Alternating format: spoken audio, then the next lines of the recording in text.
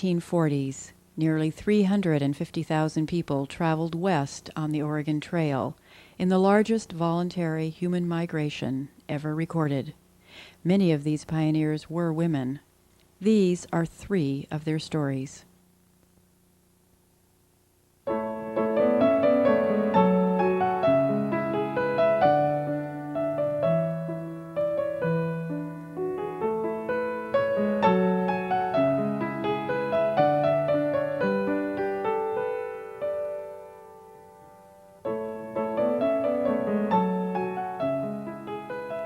How well I remember leaving Mama and the others, and all that was near and dear to me.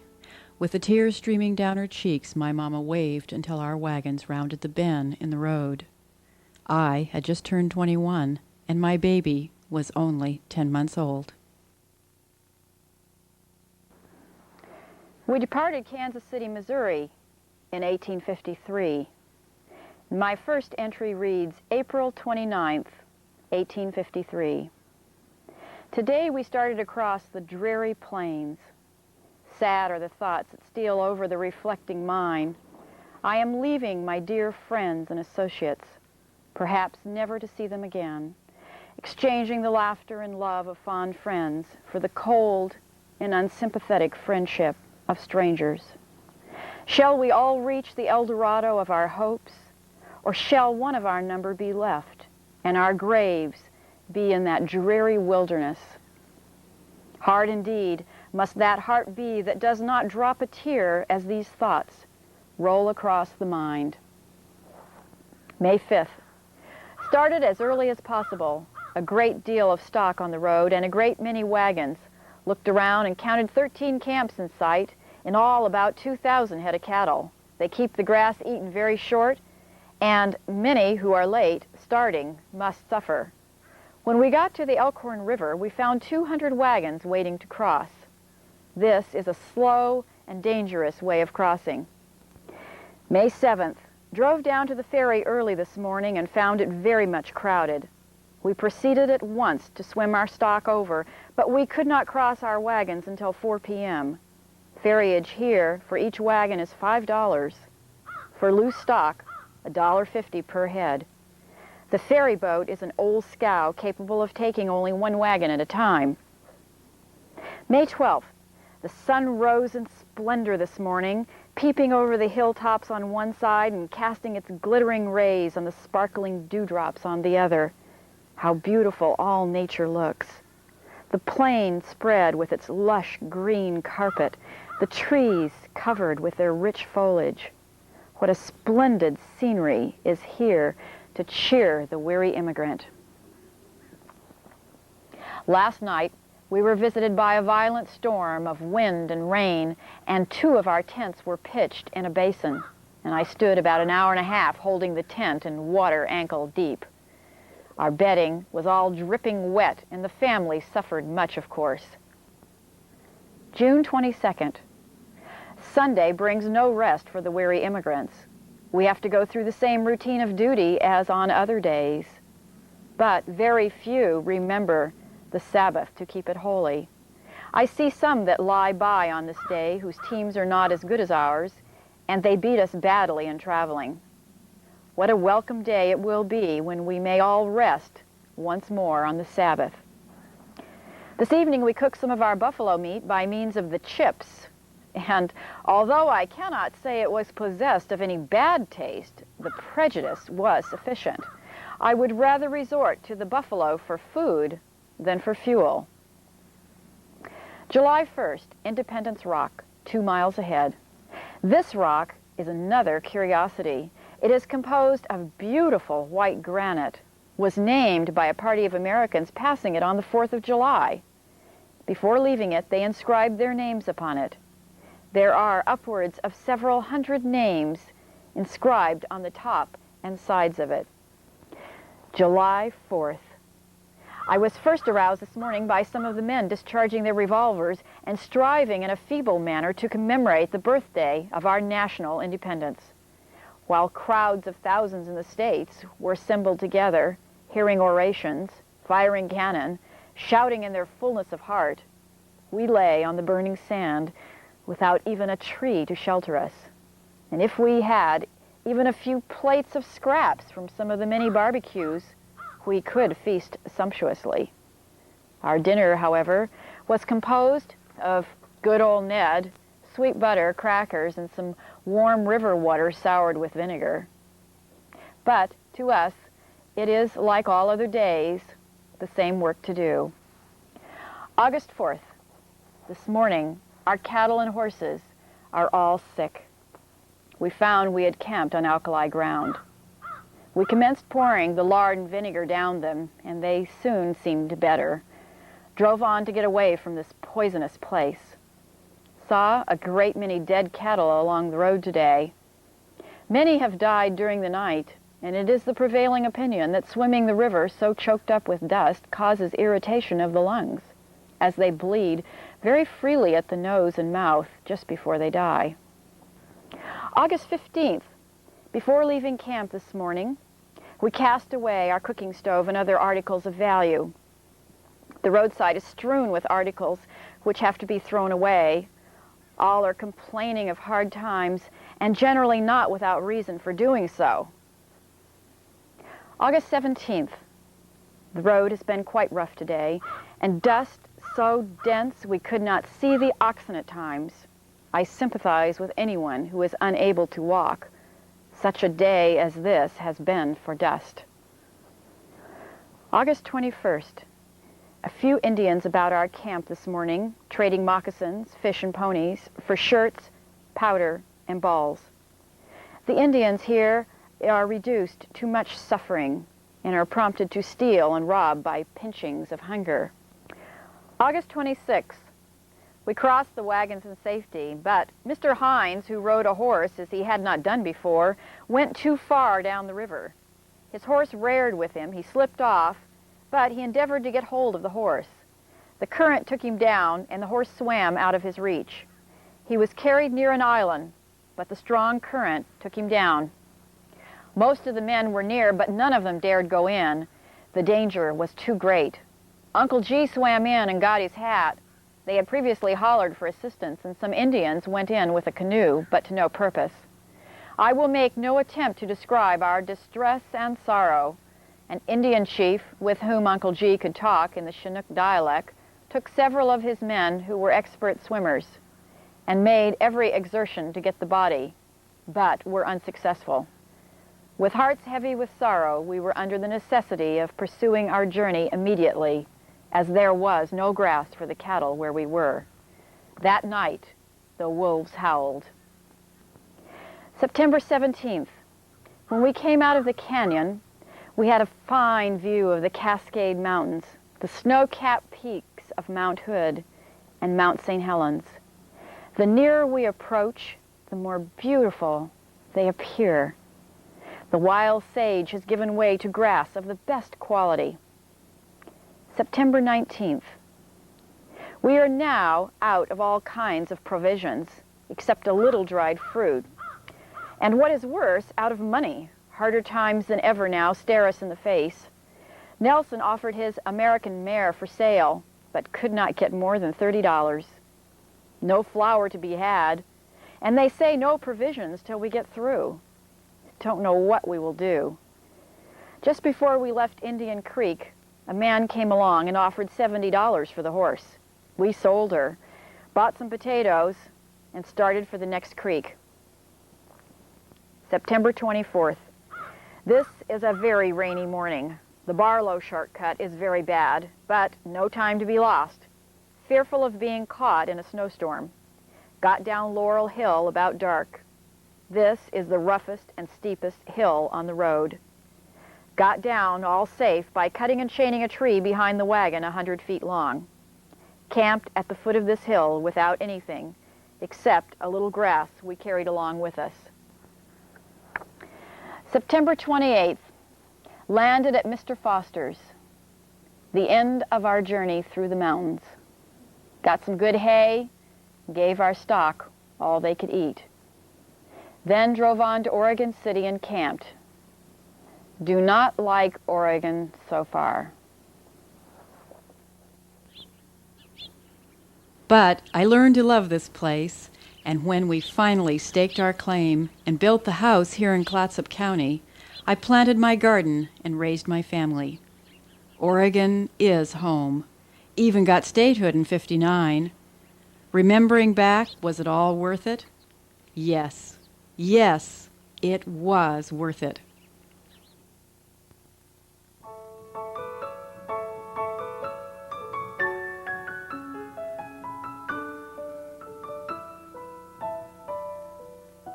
I was born June 19th, 1840, near Michigan City, Indiana.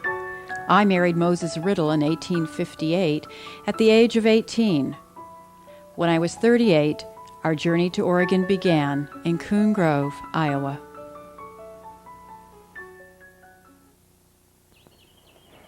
May 8th, 1878. We started this morning from the dear old home. How very sad it is to break up one's home and leave the good friends behind to go out and seek a better place. So many of the dear old friends come this morning to say the last goodbyes. Now, here we are in Dow City, 7 miles from home. We came out here and camped so our friends from all around would come. May 9th. We got up early this morning to find all in good shape, everybody full of enthusiasm. We drove through Logan and drove 3 miles out and camped for the night in a nice grove of timber. As I sit writing by the campfire light, Johnny keeps piling on sticks to see them burn. Indeed, we are all as happy as can be. May 10th. When we got up this morning, we found everything covered with frost. There was ice froze in our water pails. Every green thing was froze down to the ground. We've traveled all day through such a lot of beautiful farms, but all are blackened by the hard frost. May 12th, Sunday. We have more or less fixing to do. Everyone has something to do. I had to take off both our wagon covers and mend them. The horses tore them all to pieces last night. May 14th. We got up early, drove till noon, and camped for dinner out in the open prairie, then drove on to Elkhorn River and camped for the night. We tried to catch some fish, but it was too cold for them to bite. It has been very cold all day, windy from the north. May 17th. We got up early, but it was raining. We saw all the beauty of a Nebraska storm. It rained and hailed and blowed. We could not find any kind of shelter out of the storm until about 4 o'clock. We drove down into a farmer's grove and camped. May 19th. We are now 17 wagons and tents, 68 people, all as jolly as can be. Harv Dale came to our camp yesterday. He has come from the old home on the cars and overtook us. It came up a fearful black cloud this evening, but did not rain. May 20th. Just as we were hitching up to start, the sheriff of Platte County came into camp and arrested Harv Dale and started him back to Old Crawford again. He had tried awfully hard to get away from justice at home. He felt very bad to go back after trying so hard to get away. Well, we drove on to Silver Creek. Here we got our first letters from home. And what a joy to get mail on our way. I got throwed off Nellie about 4 o'clock this afternoon, and I fear I am hurt very bad. I'll not give up unless I have to. May 21st. We are camped out on the open prairie tonight. I think likely it will be open prairie from now on westward. I am very sore. I can't stand or move only as Moses lifts me. I have suffered more today than tongue can tell. Just terrible. We find no wood along now. Every chip or cob we see, we pick up to do our cooking with. May 22nd. How I do suffer riding and jolting. I have to lay down in the wagon all the time. We are camped nearby the little town of Chapman, and it is threatening a hard storm. May 24th. We drove into Harney Junction and camped for the day. Moses got both our teams shoed and Nellie too. I am very lame and very weak. Can hardly bear my pain. May 25th. The captain, Mike Riddle of the train, will not stop and let me get better. He wanted this morning to leave me at Harney Junction till I'm better, then take the train and catch up with them. I will not be left alone. If I die, then they can leave me behind. Some of our train want to stop till I do get better, and some will not stop. I think our crowd is a little mad and divided tonight. They elected another captain, Dr. Cropper. Now we have two captains. Both are a little mad tonight. One captain wants to drive fast, the other wants to drive slow. May 27th. We have seen strange and wonderful things all day. It is well worth the trouble to traveling. May 31st. We have traveled 28 miles. The road is perfectly level. We have seen antelope all day on every side of us. The roads are getting very dry and dusty. And we are getting tired, too. June 1st. We have traveled very hard today. The road was very dusty, not a brush or tree anywhere to make a shade, nothing but sagebrush and prickly pears. We are in Colorado territory now. June 2nd. Now, of all the bad storms that I ever seen, last night beat them all. Just as the dark came on, so did the storm. I never seen such hail and wind. Its very noise was enough to scare us and our horses to death. When we got out around to see how the storm had done for the camp, every tent had blowed down but Dr. Cropper's and ours. Everybody was cold and wet. June 4th. Passed through Sidney, Colorado, bought horse feed, then drove on, and made a very short nooning. There are 15 teams of us now. We are camped on Pole Creek. We are very scared of the Indians now, all the time. We corral the wagons every night and keep a guard out. We have 21 men in camp. June 10th. We began to come into the mountains about 10 o'clock. The mountains are the most beautiful sights that we have seen on our trip. The great rocks are piled up in all shapes and ways, everything strange and new. The little wildflowers are the most beautiful that I have ever seen. All the brush and trees are new and strange. What a grand place to have a picnic. Many was the bunches of flowers that was gathered to put in letters to send back to friends at home. June 11th. We got up early, and as we got up higher into the mountains, we passed snow on all sides. Snow from 1 foot to 6 feet deep. We got to the summit of the mountains about 10 o'clock. We got down the mountains and into Laramie City about 1 o'clock. They tell us that we will have to haul water along now for a while till we get through this belt of alkali country. June 14th. We got up this morning. It was clear, bright, and cold. Our breakfast steamed on the table like a winter morning back home. We could see the horses' breath all over camp. It was very cold. We really suffered with the cold. The afternoon was warmer, but muddy. The snow water running everywhere, soaking up the alkali mud. I never seen such sticky mud. Several teams got stuck in the mud through the day. June 15th. We traveled 24 miles today. We are camped on a little stream near the Platte River. We could have drove on further, but the ferryman said if we would wait till tomorrow, he'd put us across the Platte for $50 less on each team. Now that's worth waiting for. We are very tired anyway. June 16th.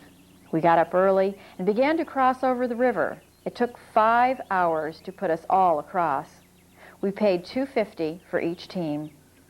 Fort Steele is right on the west bank of the Platte River. Here is lots of soldiers stationed to protect the country from the Indians. June 17th. We drove on to Rollins and stopped to eat our dinner. Here we heard bad news of the Indians. We are right in their country now. We drove hard all afternoon. There was a fearful windstorm came up.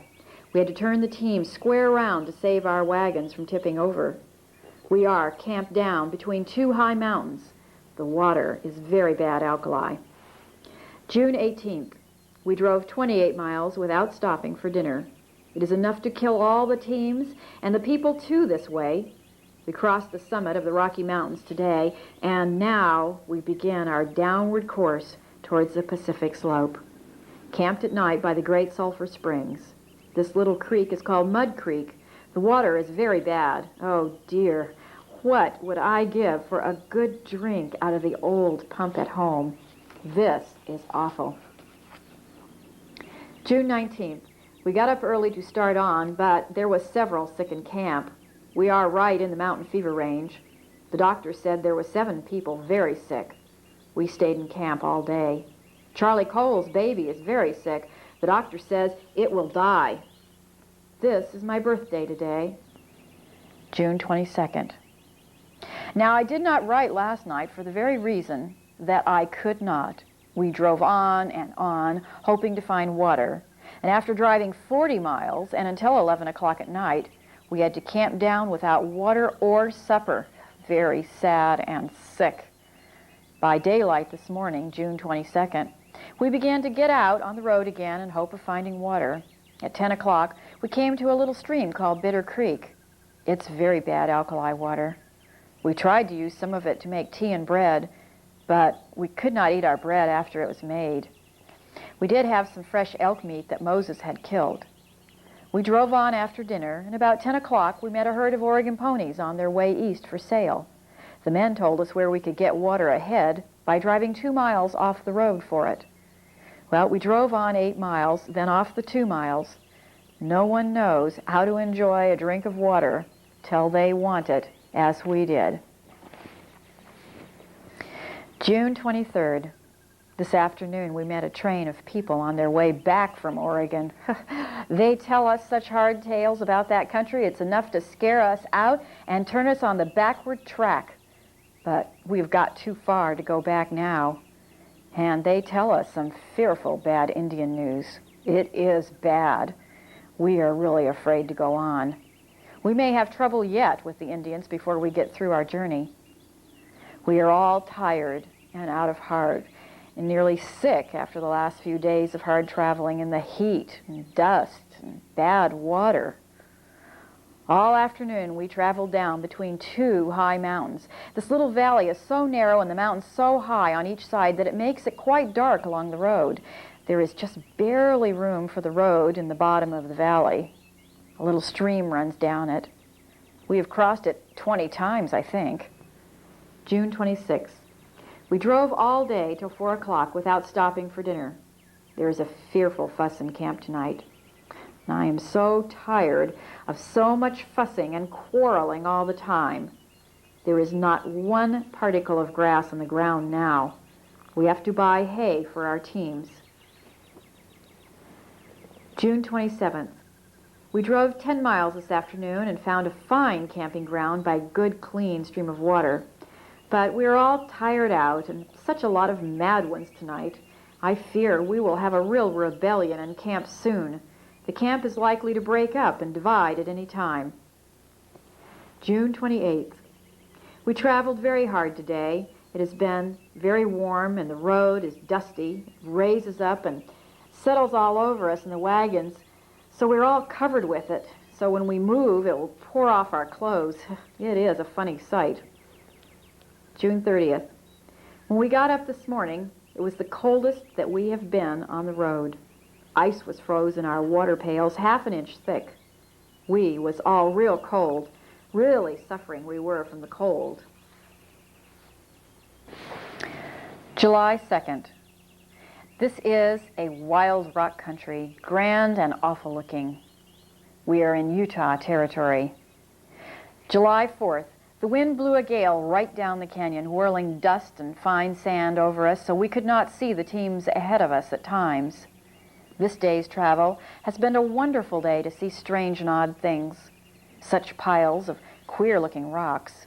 If it had not been so fearful hot and the dust flying so bad, we would have had a grand day's travel. The sights have been fine and wonderful at times. July 5th. Every day, things are getting more wonderful, grand, and nice. We are not so tired and worried as we have been. We forget the past weeks of hardships when we are looking on such strange and beautiful sights. We just enjoy it all as we pass. This road is a great piece of work to make it through solid rock in places. One place, the road was just wide enough to drive along with only 2 feet to spare, right along the high mountain side 300 feet above our heads. And on our left hand, is the Weber River down below, about 50 feet, the water rushing down over the rocks so swift that it is dashed into white foam. We came out of the valley into Ogden City. This is a fine town, and the country around is splendid farming country. I think I would like to live here if we had a farm. July 6th.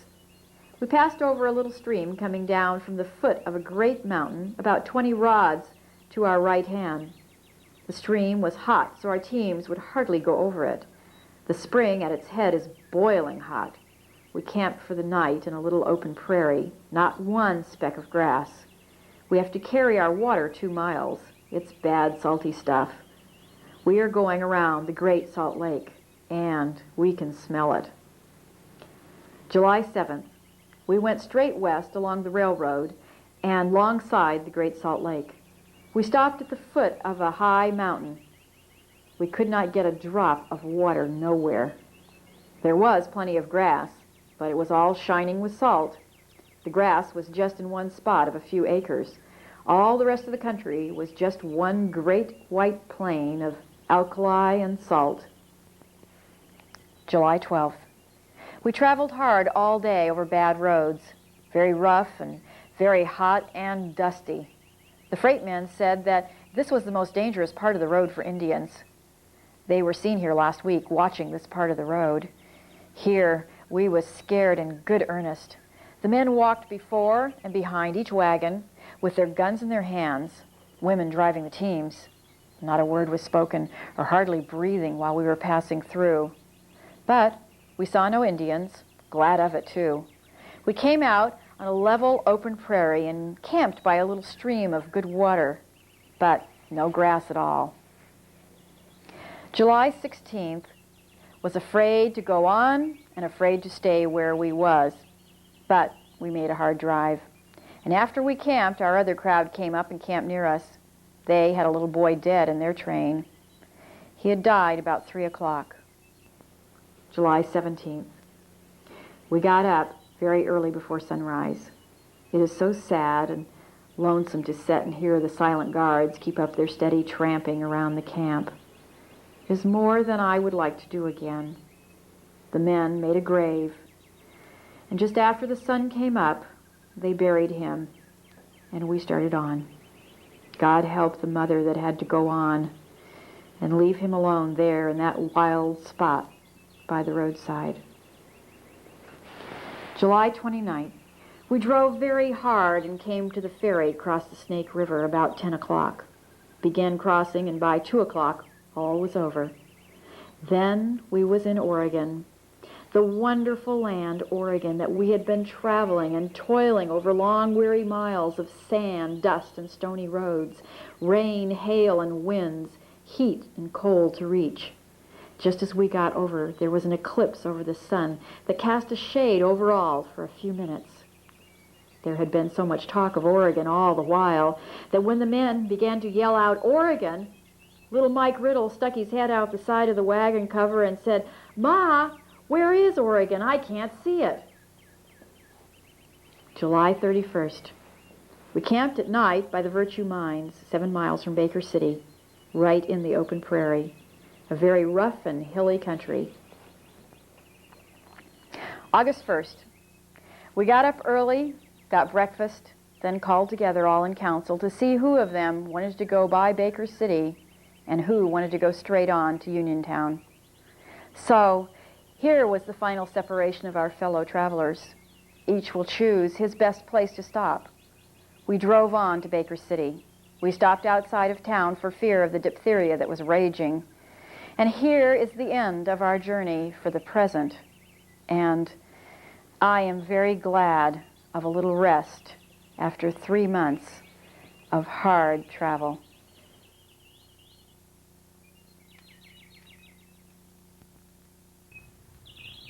We homesteaded deep in the timber east of Astoria in the small town of Svensson. Moses died in 1894. I continued to live alone in our isolated cabin. My last journal entry was in 1923. Now I think I will write the last lines I ever will. I have had my share of happiness and pleasure.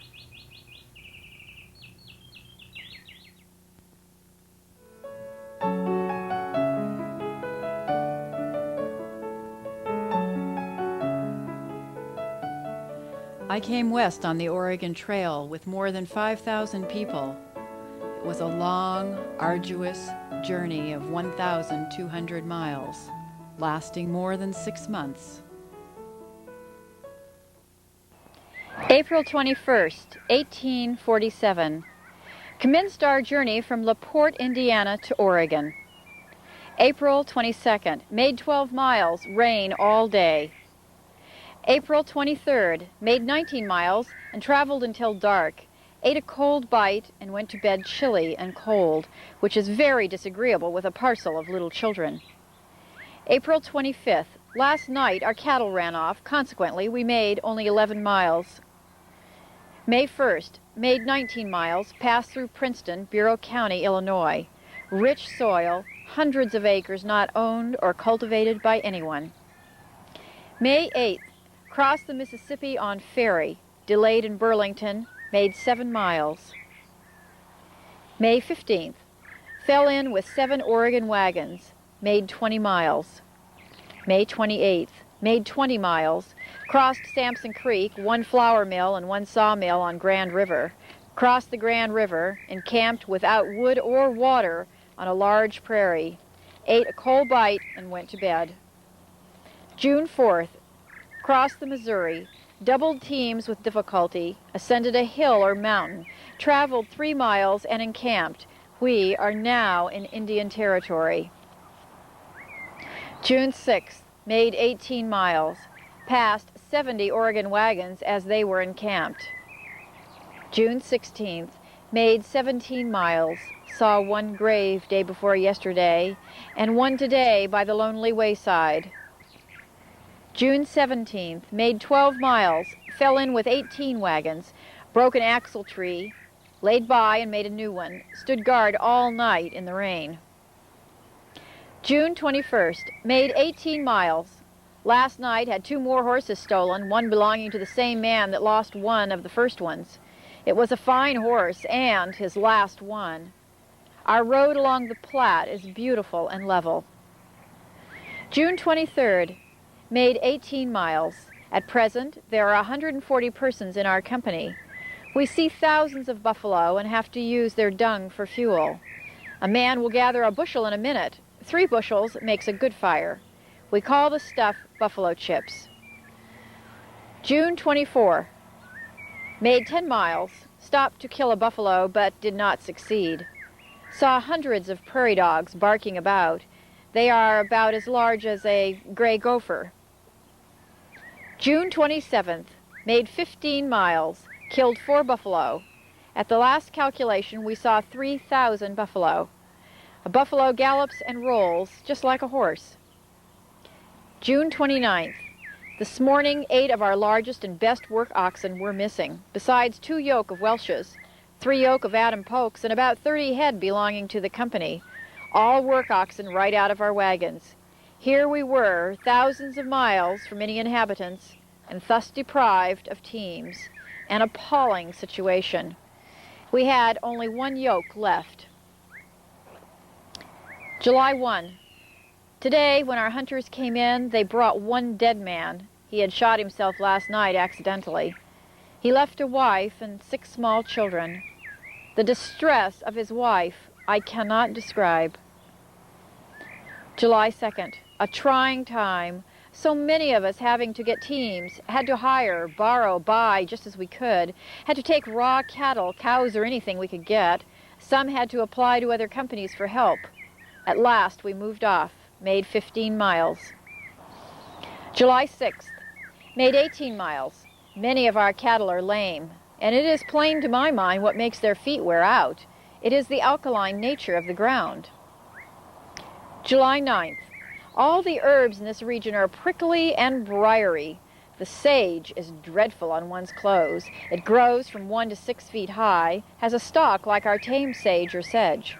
The leaves are smaller and very narrow. It has a sage taste, though it is very bitter. Then there is the prickly pear. Step on it any and everywhere. Look out for bare feet. Made 20 miles, encamped at Scott's Bluff. Here is starvation. No feed and little water here after traveling 20 miles. We chained up our oxen to our wagon wheels and started next morning by sunrise. July 12th. Made 10 miles, encamped at a French and Indian residence. As soon as we had corralled, the Indians flocked in, spread their blankets, and begged for presents. We gave them meat, flour, and beans, for which we afterwards suffered. July 13th. This morning, 5 of our work cattle were missing. The men hunted and hired Indians to hunt, but found no cattle. Emptied one wagon and left it and moved on. Passed Fort Laramie. Made 5 miles.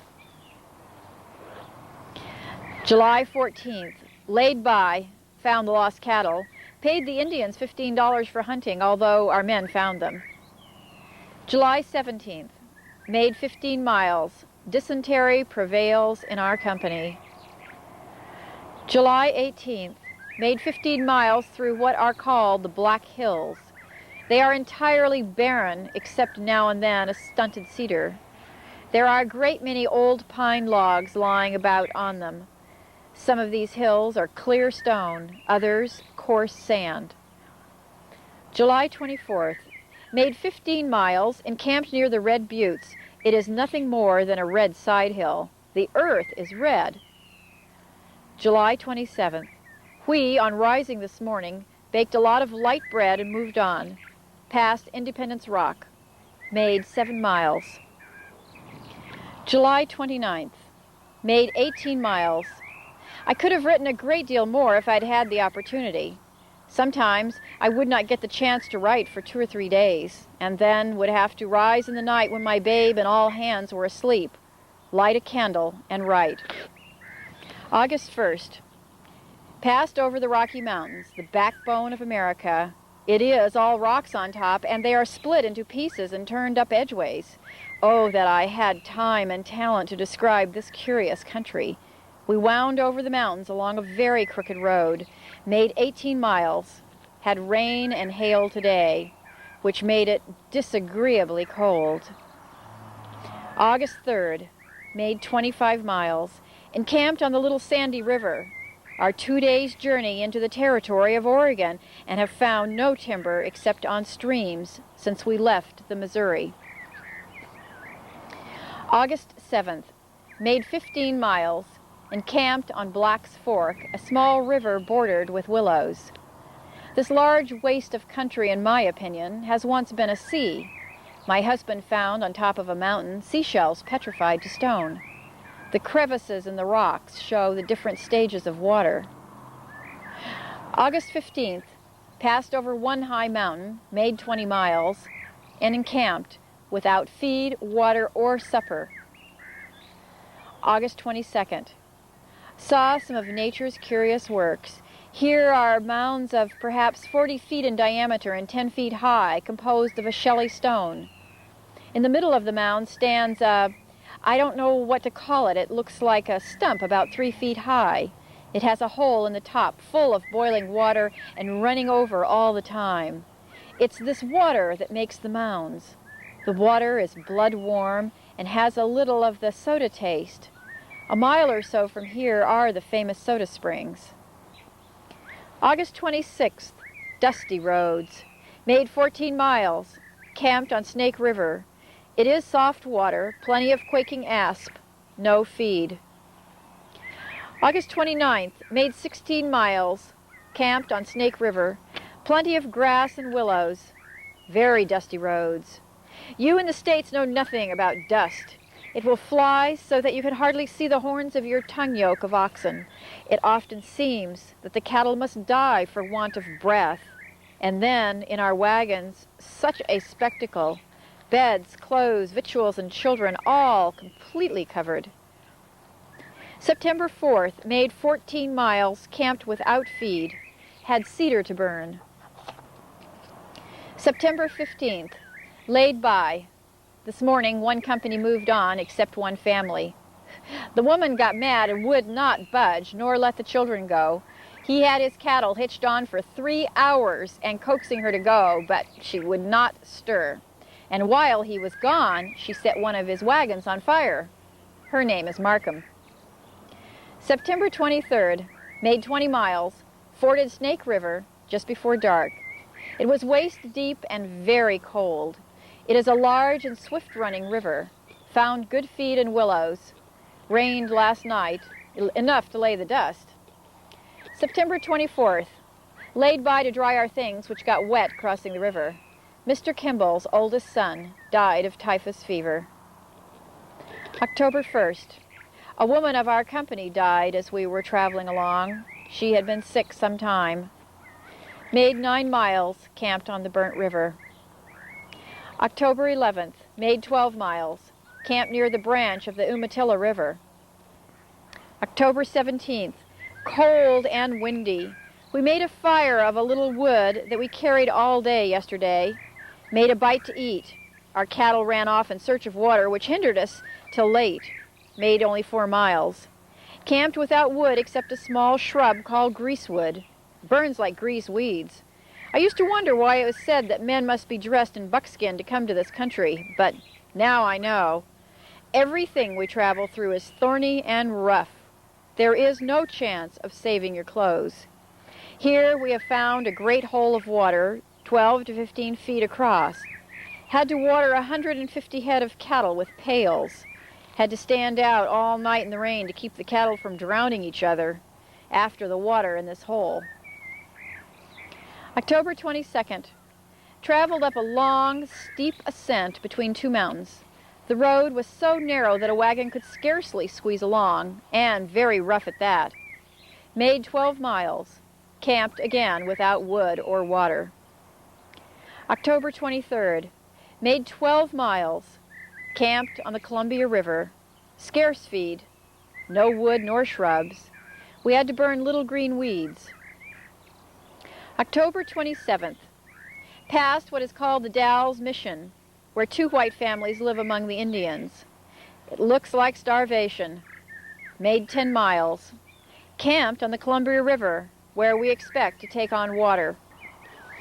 October 30th, rainy day. Men making rafts, women cooking and washing, children crying, Indians bartering potatoes for shirts. They must have a good shirt for a half a peck of potatoes. November 2nd. We took off our wagon wheels, laid them on the raft, placed the wagon beds on them and started. There are 3 families of us, Adam Polk, Russell Welsh, and ourselves, on 12 logs, 18 inches through and 40 feet long. The water runs 3 inches over our raft. November 3rd. We are floating down the Columbia River, cold and disagreeable weather. November 8th. Finds us still lying at anchor, waiting for the wind to fall. We have but 1 day's provisions ahead of us here. We can see snow on the top of the mountains, whose rocky heights reach to the clouds. Cold weather. My hands are so numb I can scarcely write. November 9th. Finds us still in trouble, waves dashing over our raft, and we already stinting ourselves in provisions. My husband started this morning to hunt provisions. November 10th. Finds us still waiting for calm weather. My husband returned at 2 o'clock. Brought 50 pounds of beef on his back 12 miles, which he had bought from another company. November 18th. My husband is sick. It rains and snows. We start this morning around the falls with our wagons. We have 5 miles to go. I carry my babe in lead, or rather carry another through snow, mud and water almost to my knees. It is the worst road that a team could possibly travel. I went ahead with my children, and I was afraid to look behind me for fear of seeing the wagons turn over in the mud. I was so cold and numb that I could not tell by the feeling that I had any feet at all. We started this morning at sunrise and did not get to camp until after dark. And there was not one dry thread on one of us, not even my babe. I had carried my baby and was so fatigued that I could scarcely speak or step. When I got here, I found my husband lying in Welsh's wagon, very sick. I have not told half of what we've suffered. November 20th. Rain all day. It is almost an impossibility to cook, and quite so to keep warm or dry. I froze or chilled my feet so that I cannot wear a shoe, so I have to go around in the cold weather barefooted. November 27th. Passed Fort Vancouver in the night. Landed a mile below. My husband never has left his bed since he was taken sick. November 29th. Landed at Portland on the Willamette, 12 miles above the mouth at 11 o'clock. November 30th. Raining. This morning I ran about trying to get a house to get into with my sick husband. At last I found a small leaky concern with 2 families already in it. You could have stirred us with a stick. My children and I carried up a bed. The distance was nearly a quarter of a mile. Made it down on the floor in the mud. I got some men to carry my husband up through the rain and lay him on it. And he never was out of that shed until they carried him out in his coffin. Here lay 5 of us bedfast at one time, and we had no money. And what few things we had left that would bring money I had to sell. I had to give 10 cents a pound for fresh pork, 75 cents per bushel for potatoes, 4 cents a pound for fish. There are so many of us sick that I cannot write any more at present. January 16th. Warm and dry. We are still living in the old leaky shed in Portland. Portland has 2 white houses and 1 brick, 3 wood-colored frame houses, and a few cabins. January 20th. Cool and dry. Soldiers are collecting here from every part of Oregon to go and fight the Indians in Middle Oregon in consequence of the massacre at Whitman's Mission. I think there are 17 men killed. They killed every white man there except 1.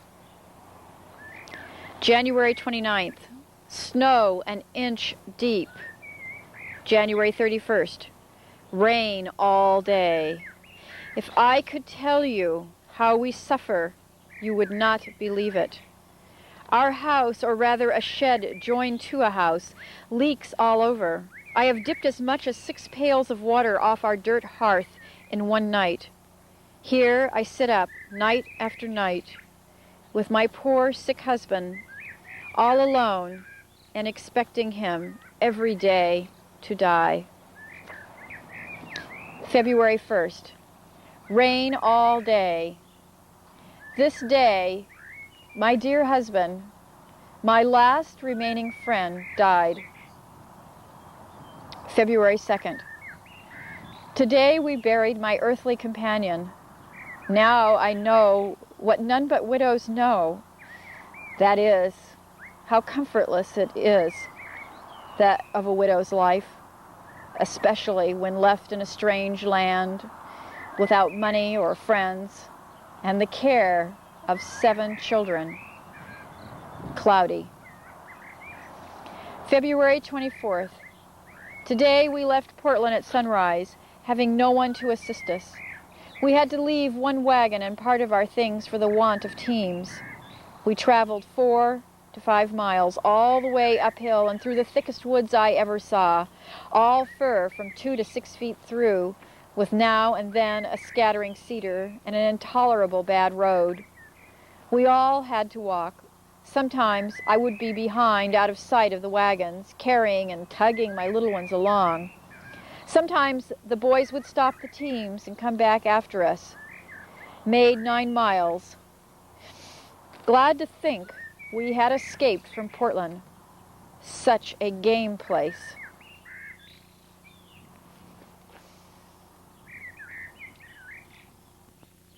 Despite our difficult beginning, my children and I settled in the Willamette Valley. In time, I met a kind and honest gentleman. We were married and lived a good life in Oregon.